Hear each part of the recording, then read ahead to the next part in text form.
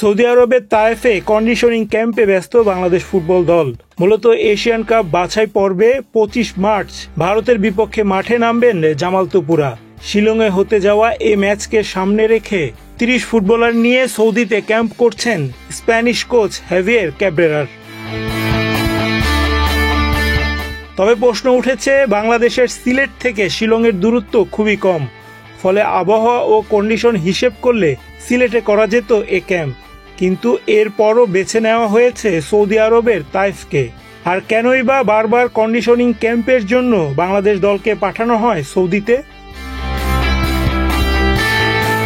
এর আগে বসুন্ধরা কিংস এরিনায় 4 দিনের অনুশীলন করে বাংলাদেশ দল।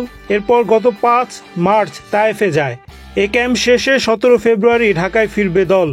প্রথম দিনের অনুশীলন শেষে নিজেদের সন্তুষ্টির কথা জানান ফুটবলার ও দলের সহকারী কোচ।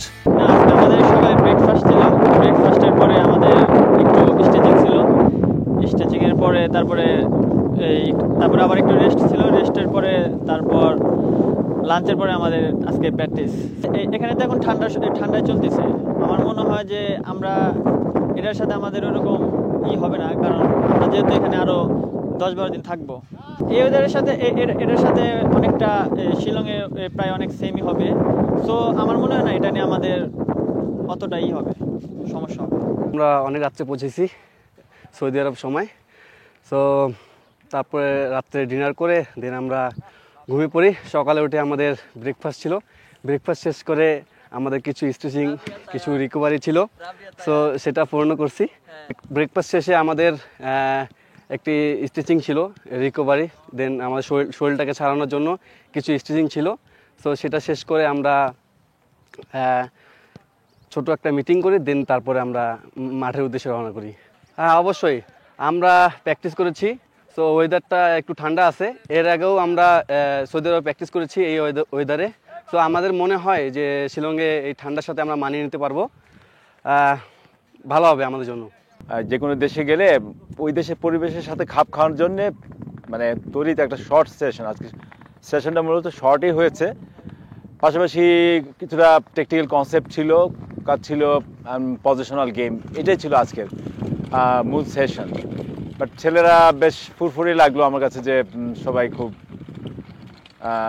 অ্যাক্টিভ লাগলো, যে সবাই মোটিভেটেড, এবং মানে আগেও এসছে তো এখানে তাইফে। সো তাইফের পরিবেশের সাথে আমাদের ছেলেরা বেশ পরিচিত, এবং আজকে দেখলেন যে অনেক ঠান্ডা, বৃষ্টি হয়েছে। সো একটা ডিফারেন্ট, অনেক ঠান্ডা এনভায়রনমেন্ট, প্রচুর বাতাস হচ্ছে, তার ভিতরে ছেলেরা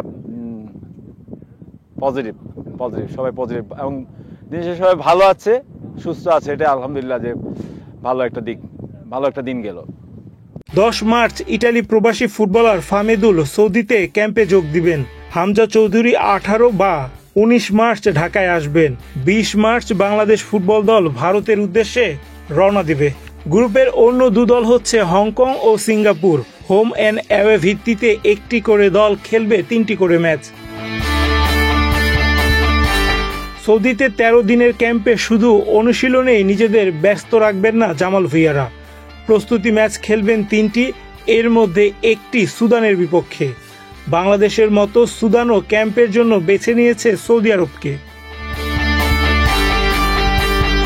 সুদান ছাড়াও সৌদি আরবের দ্বিতীয় স্তরে 2টি ক্লাবের বিপক্ষে প্রস্তুতি ম্যাচ খেলবে বাংলাদেশ দল। এখন প্রশ্ন হচ্ছে, সৌদিতেই কেন এই ক্যাম্প? বাফুফের ব্যাখ্যা, তায়েফের আবহাওয়া ও কন্ডিশন ভারতের শিলংয়ের আবহাওয়ার সঙ্গে অনেকটা মিল থাকায় এই প্রস্তুতি গুরুত্বপূর্ণ ভূমিকা রাখবে। এ কথার সঙ্গে একমত প্রকাশ করেছেন বসুন্ধরা কিংসের টেকনিক্যাল ডিরেক্টর।